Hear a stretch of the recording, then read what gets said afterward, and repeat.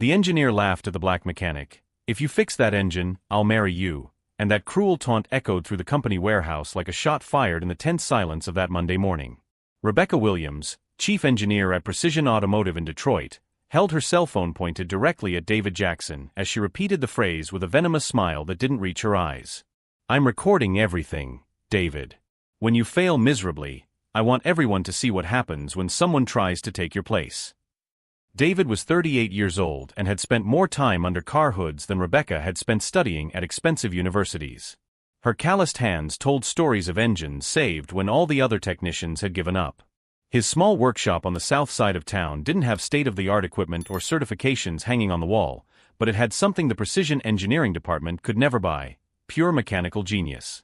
The experimental engine on the metal workbench had withstood 3 weeks of technical analysis. 5 engineers with master's degrees had declared the project dead after a catastrophic failure that cost the company $200,000. It was a revolutionary prototype for electric cars, with proprietary technology that promised to increase range by 60%. "You have until Friday," Rebecca announced to the small crowd of employees who had gathered to watch the spectacle. 5 days to do what our expert team couldn't do in 3 weeks. And when you fail, I want everyone to understand why some people need to accept their limitations." The comment had come up during a tense meeting about delays on the production line. Someone had casually mentioned that even David from the repair shop down the street could fix this faster than our department. Rebecca had exploded, her cheeks red with anger behind her professional mask.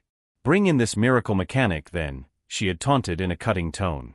"If he can fix what 5 trained specialists couldn't, I'll personally hand him a $200,000 a year contract." It was a cruel trap, and everyone knew it. David didn't have a college degree, he didn't have access to proprietary technical manuals, and he certainly didn't have the computerized diagnostic equipment that cost more than most people's homes. "Just look at him," Jake, Rebecca's assistant, muttered to his colleagues. "He probably didn't even finish high school, and he wants to compete with real engineers?" David didn't show that he had heard the comment, but his dark eyes were fixed on the complex engine with an intensity that made some of those present shift uncomfortably. It was the silent concentration of someone who had faced impossible challenges before and learned to read secrets that others didn't even know existed. "Pathetic," Rebecca whispered loud enough to be heard, filming every second of the planned humiliation. "He doesn't even know where to start." But while everyone else mocked him silently, something in David's eyes suggested a dangerous serenity that didn't match the seemingly desperate situation. It was the calm of someone who holds information that could rewrite the entire narrative of superiority. There, in front of all the contemptuous stares and cameras pointed at him, he stood firm like someone who knows the true weight of the words he had just heard, and the price some would pay for their arrogance. If you're enjoying this story of justice and revenge, don't forget to subscribe to the channel to find out how a moment of humiliation turned into the biggest mistake Rebecca Williams ever made in her life. The video of Rebecca's provocation spread through the company's social media like wildfire. In less than 24 hours, the recording had been shared in dozens of internal groups, accompanied by cruel laughter and poisonous comments dissecting every second of public humiliation. "Someone should tell David that marriage doesn't include medical benefits," wrote Mike from the sales department, followed by a row of crying emojis. "Imagine the look on his face when he finds out he can't even fix a toaster." David found out about the viral video when his teenage daughter Jasmine came home from school with red eyes from crying. "Dad, my classmates are sharing a video of you on TikTok. They're saying horrible things." Sitting in the small living room of the apartment he had shared with his daughter since his wife died in a car accident 5 years ago, David felt a familiar pang of controlled anger rise in his chest. It was the same feeling he had learned to control when the doctors at the public hospital told him there was nothing more they could do for Linda, that maybe things would be different at a private clinic. "Don't listen to those people, Princess," David murmured, hugging his daughter. "Some people only feel important by putting others down." But inside, something was being carefully catalogued and filed away in a dark corner of his mind. Every face that had laughed. Every cruel comment. Every person who had filmed her humiliation for free entertainment. At Precision Automotive, Rebecca was savoring every moment of her anticipated victory. During Monday's morning meeting, she projected the video onto the conference room screen, eliciting widespread laughter from the executives. "Look at the look of confidence on his face," Rebecca sneered, pausing the video at the exact moment David silently nodded to accept the challenge.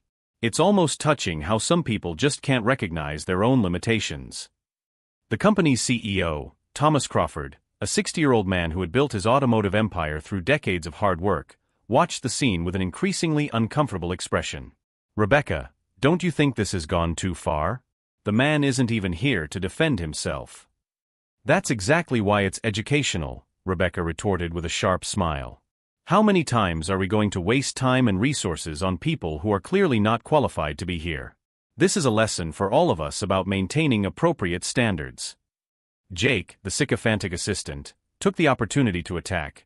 "My cousin is a mechanical engineer with a degree from MIT, and he says that this type of motor is practically impossible to repair without specialized equipment. David probably can't even read the technical diagrams." What none of them knew was that David had spent the last 3 days immersed in something that went far beyond technical diagrams. In his small workshop, surrounded by technical manuals borrowed from the public library and patent printouts he had downloaded for free from the internet, he was discovering something that would make all that laughter stick in their throats. The engine wasn't just broken. It had been deliberately sabotaged. It was subtle, almost imperceptible to anyone without decades of practical experience, but David had learned to read signs that office engineers would never notice. 3 small components had been intentionally damaged to simulate natural failure, but the pattern was too specific to be a coincidence. Someone at Precision Automotive had sabotaged the company's own prototype. "Interesting," David muttered to himself, meticulously photographing each piece of evidence with his old cell phone. "Very interesting." On Tuesday, Rebecca decided to step up her humiliation campaign. She created a WhatsApp group called Miracle Mechanic Updates and added all of the company's employees, posting sarcastic updates about David's progress. "Day 2, our hero is probably still trying to figure out where the start button is," she wrote, followed by dozens of laughs and approving reactions from her colleagues. "I bet he's given up and is at the bar," added Carlos from accounting. "Or maybe he realized this isn't the place for people like him," commented Sandra from Human Resources. But while the entire company was having fun at his expense, David was having a very interesting conversation with Samuel Torres, a 70-year-old veteran mechanic who had worked at Precision for 40 years before retiring. "That kind of sabotage is the signature of someone on the inside," Samuel said, examining the photos David had taken of the engine. "I know that pattern. I saw it before, about 15 years ago, when someone was trying to derail specific projects to favor other contracts." David nodded slowly. "You know people who still work there?" Samuel smiled, his eyes sparkling with friendly mischief. "Son, I know people in places you wouldn't believe. And some of those people are very interested in knowing why prototypes are being sabotaged." On Wednesday, Rebecca was so confident of her victory that she did something that would prove to be the biggest mistake of her career. She called a local radio show and told the whole story live, describing David as some mechanic who thinks he can compete with real professionals. "It's a matter of proper education," she explained to listeners. "Some people just need to learn to accept their natural limitations." What Rebecca didn't know was that one of the program's most attentive listeners was Dr. Angela Morrison, a professor of mechanical engineering at the University of Detroit and a consultant specializing in industrial sabotage. Angela had worked on similar cases before, and something in the description of the unrepairable engine had set off alarm bells in her experienced mind. That same afternoon, Angela showed up at David's workshop with an unexpected proposal. "Mr. Jackson, my name is Angela Morrison. I heard about your situation on the radio, and I'd really like to take a look at that impossible engine." David watched her carefully. Angela was a black woman in her 50s with a confident posture of someone who had fought to earn respect in predominantly male and white environments. "University professor?" David asked. "Among other things," Angela smiled. "But today I'm here as someone who recognizes sabotage when she sees it." David slowly opened the door to his workshop, finally allowing someone to see what he had discovered. While Rebecca continued her campaign of humiliation on social media, posting cruel memes and racking up likes from equally prejudiced colleagues, something was crystallizing in the concentrated silence of David's workshop. Every recorded laugh, every poisonous comment, every moment of public contempt was being carefully archived not only in her memory, but now in concrete evidence that would soon show exactly who was really out of place in this story. Dr. Angela Morrison wasn't just a university professor. For 20 years, she had served as a technical expert for the FBI on cases of industrial sabotage, and what she saw in David's workshop confirmed her darkest suspicions. This isn't just sabotage, Angela murmured, examining the detailed photos David had taken. It's a specific pattern I've seen before. Someone at Precision is selling prototypes to competitors and sabotaging the originals to cover up the theft. Samuel Torres nodded grimly. I've suspected something like this for the last few years I've been with the company. Projects that failed too strangely to be coincidence. Meanwhile, Rebecca intensified her humiliation campaign with dangerous confidence. She had created a public Facebook event called Wedding of the Century, Engineer and Mechanic for Friday, inviting all company employees to witness the historic moment. I've even picked out the dress, she posted on her stories, filming herself laughing hysterically. Something very simple, because it's going to be a quick ceremony. Like 5 seconds of, I told you this wouldn't work, and that's it. The comments were cruel and abundant. Poor guy, he has no idea what's coming, wrote Jake. Someone should warn him that he can back out now and keep some dignity. David watched silently, capturing screenshots of every post, every comment, every moment of documented cruelty. His daughter Jasmine, who had learned how to use video editing software at school, was helping him organize all the digital evidence. Dad, look at this, Jasmine said, showing him her phone. She made a video imitating you at work. It already has 15,000 views. In the video, Rebecca had staged a cruel parody, pretending to be a confused mechanic trying to understand a complex engine, using an exaggerated voice and exaggerated gestures that clearly satirized racial stereotypes. Perfect, David muttered, saving the video. Keep documenting everything. On Thursday, Angela returned with information that completely changed the game. David, I need to show you something. I got access to Precision's maintenance records for the last 5 years through a contact in the insurance department. The documents revealed a systematic pattern. 8 prototypes had failed in a similar way over the past 3 years, always following the same method of sabotage that David had identified. More importantly, all of the failures had occurred on projects led by black engineers or women. This isn't just about technology, Angela explained. It's about keeping certain people out of leadership positions. When projects fail, these engineers get demoted or fired. Samuel connected the dots. And guess who always took over the projects after the failures? The same group of white engineers who are now laughing at you. David spent that night working on the engine with surgical precision. He wasn't just fixing it, he was meticulously documenting every piece of evidence of sabotage, creating a technical report that would be impossible to refute. Dad, said Jasmine, entering the workshop with a cup of coffee. Are you sure you want to do this? These people are very powerful. David stopped working and looked at his daughter. You know what your mother always said? That the difference between justice and revenge is that justice protects other people from going through what you went through. On Friday morning, Rebecca arrived at the company wearing a bright red blazer and carrying a small professional camera. She had hired a freelance videographer to document the historic moment in high quality. Guys, in 2 hours we're going to have some real viral content, she announced to her colleagues. The kind of video that teaches lessons about knowing your limits. Jake was ecstatic. I've already set up the WhatsApp group to share it in real time. This will be a meme in minutes. What none of them knew was that David had already arrived. Angela was parked discreetly across the street from the company, with professional recording equipment borrowed from the university.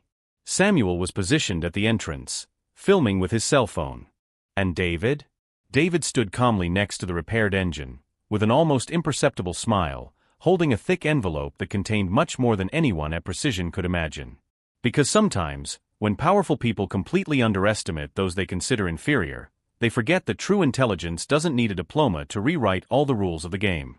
At 2 o'clock on Friday afternoon, the Precision Automotive warehouse was crowded like never before. Rebecca had gotten what she wanted, an audience of over 100 employees, executives, and even some important customers she had invited to witness an educational moment about professional standards. The hired cameraman was already in position, broadcasting live on the company's social media channels. Rebecca wore a bright red blazer and held a bouquet of plastic flowers she had bought specifically for the charade. Everyone, in a few minutes you are going to witness a valuable lesson about the importance of knowing your limitations, she announced to the camera, smiling with a cruelty that made some employees shift uncomfortably. David Jackson promised to fix an engine that 5 engineers said was impossible to fix. Let's see how that ends. David entered the warehouse carrying a toolbox and walking with a calmness that contrasted dramatically with Rebecca's frenetic energy. Behind him, Angela Morrison entered discreetly, filming everything with professional equipment from the university. "Ah, our groom has arrived," Jake shouted, eliciting cruel laughter from the crowd. "Where's the suit? You can't marry the engineer in dirty overalls." David positioned himself next to the engine he had spent the last 5 days repairing. With precise movements, he connected the last cables and checked the oil levels. The silence in the warehouse was tense, broken only by the muffled laughter of a few employees. "Before we begin," David said, his clear, firm voice echoing through the warehouse, "I'd like everyone to see something interesting I discovered during the repair." Rebecca frowned. This wasn't in the humiliation script she had planned. David held up his old cell phone, connecting it to a portable projector Angela had lent him. This engine didn't break by accident. It was deliberately sabotaged. The first image projected onto the wall showed components damaged with surgical precision. "Look here, 3 sensors were intentionally broken to simulate natural failure. The pattern is too specific to be a coincidence." A nervous murmur ran through the crowd. Rebecca tried to interrupt. "This is ridiculous. You're making excuses for your incompetence." "Interesting that you mention incompetence," interrupted Angela, approaching with a thick folder. "Dr. Angela Morrison, professor of mechanical engineering and former FBI expert on industrial sabotage. I have analyzed the evidence collected by Mr. Jackson and can confirm, this engine was sabotaged following a pattern I have identified in 8 previous cases at this company." The blood drained from Rebecca's face. What is going on here?" David continued projecting images. Each case of sabotage occurred on projects led by black engineers or women. When the projects failed, these professionals were demoted or fired. Guess who always took over the projects after that? Samuel Torres emerged from the crowd, carrying documents. 40 years working at this company has given me access to a lot of information. Rebecca, you and your group have received promotions and bonuses totaling $1.2 million over the past 3 years, always after taking over projects that mysteriously failed. Rebecca was visibly shaking. "You can't prove anything. This is defamation." David smiled for the first time in 5 days. "I can." "Jake, do you remember the video you made imitating me in a racist way? What you didn't know is that my daughter recorded everything and saved it before you could delete it." The projection changed to the cruel video of Rebecca imitating racial stereotypes. Horror-stricken gasps echoed through the warehouse. Important clients began to leave, clearly uncomfortable. "And Rebecca," David continued, "do you remember all those cruel posts in the WhatsApp group? My daughter printed every single one, including your private messages discussing how to keep certain types of people in their place." The projection exploded into devastating screenshots. Messages from Rebecca talking about cleaning the company of undesirable elements and using creative methods to eliminate the competition from diversity. Thomas Crawford, the company's director, had arrived silently and watched with a look of growing horror. "Rebecca, in my office. Now." "Wait," said David, "I'm not finished yet." He turned to the engine and started it. The smooth, perfect roar of the machine filled the shed. It wasn't just working, it worked better than the original. "This engine hasn't just been repaired, it's been optimized. I've increased its efficiency by 15% using techniques that anyone with real experience, not just a degree, knows." Rebecca collapsed into a chair, her red blazer now looking like a flag of surrender. Tears of anger and humiliation streamed down her face. "David," stammered Jake, "we didn't know. It was just a joke." "A joke?" David stared at him coldly. "You tried to destroy my reputation, humiliate my daughter at school, and perpetuate a system that prevents talented people from growing because of the color of their skin. That's not a joke, it's a crime." Angela approached the microphone.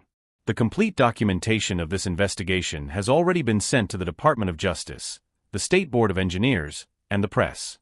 Rebecca Williams and Jacob Silva will face criminal charges of sabotage and discrimination." The silence in the warehouse was deafening. Rebecca tried to stand up, but her legs gave way. "By the way," said David, calmly turning off the engine, "about that marriage proposal. Thank you, but I'm going to have to decline. I prefer partners who respect me as a human being." As Rebecca was escorted out by company security, completely broken and humiliated in front of everyone she had tried to impress, David stood firm beside the engine he had repaired not only with his technical skills, but with something much more powerful: dignity, intelligence, and a sense of justice that no diploma could buy. Because sometimes, when privileged people forget that competence has no color, they discover in the most brutal way possible that underestimating someone can be the most expensive mistake of their lives, a mistake that not only destroys careers, but rewrites entire stories about who really deserves to be at the top. 6 months after what Precision Automotive employees came to call the Day of Truth, David Jackson sat in his new office overlooking downtown Detroit. The plaque on the door read David Jackson, Director of Technological Innovation, Precision Automotive. Thomas Crawford had made quick and definitive decisions after the events of that day. Rebecca Williams was fired for cause and faced 3 criminal charges for sabotage, racial discrimination, and conspiracy. Jake Silva was also fired and was working as a used car salesman, trying to pay off his legal debts. The irony, David thought, watching through the window, is that they were always afraid I would take their place. They never imagined I would create something much bigger. The company had offered David not only an executive position, but also full funding for his inclusive innovation department. His first project, a mentoring program that connected experienced mechanics with newly graduated engineers, was already being implemented in 5 states. Angela Morrison now worked as a specialist consultant for the company, investigating and correcting decades of institutionalized discriminatory practices. Her partnership with David had resulted in discoveries that benefited dozens of professionals who had been systematically disadvantaged. "Dad, did you see this?" Jasmine entered the office carrying her tablet.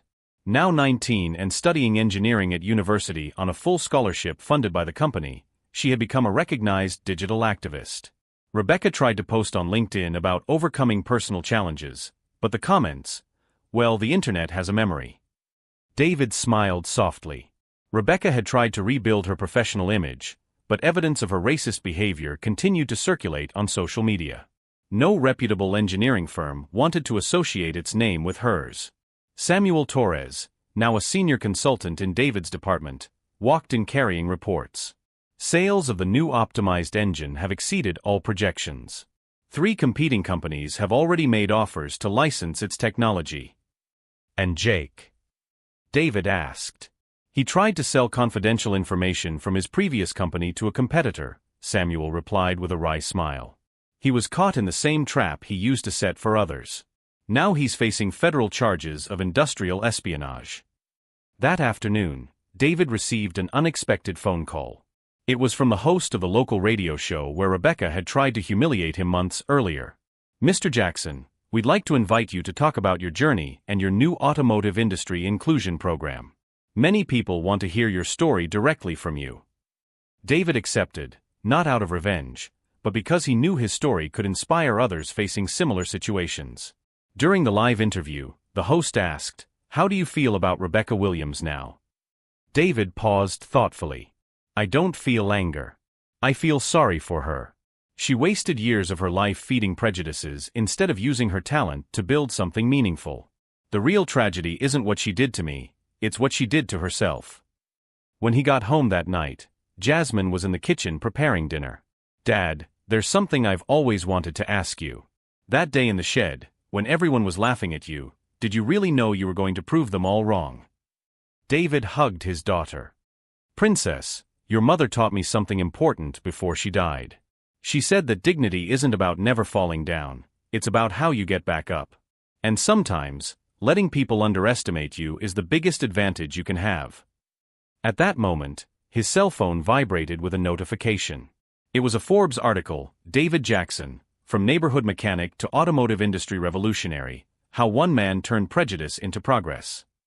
6 months ago, Rebecca Williams had tried to publicly humiliate him for believing that some people need to know their place.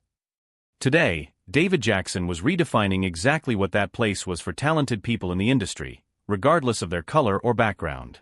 Rebecca had lost her career, her reputation, and her credibility. Jake was facing criminal charges. But David? David had built something that would last for generations, a legacy of fairness, inclusion, and excellence that proved that the best revenge isn't destroying those who hurt you, but building something so extraordinary that it renders all the smallness they tried to impose on you irrelevant. Because sometimes, when privileged people forget that greatness has no color or social class, they discover that underestimating someone can be the catalyst that transforms a victim into a leader, a moment of humiliation into a revolution, and an end into an even more powerful beginning.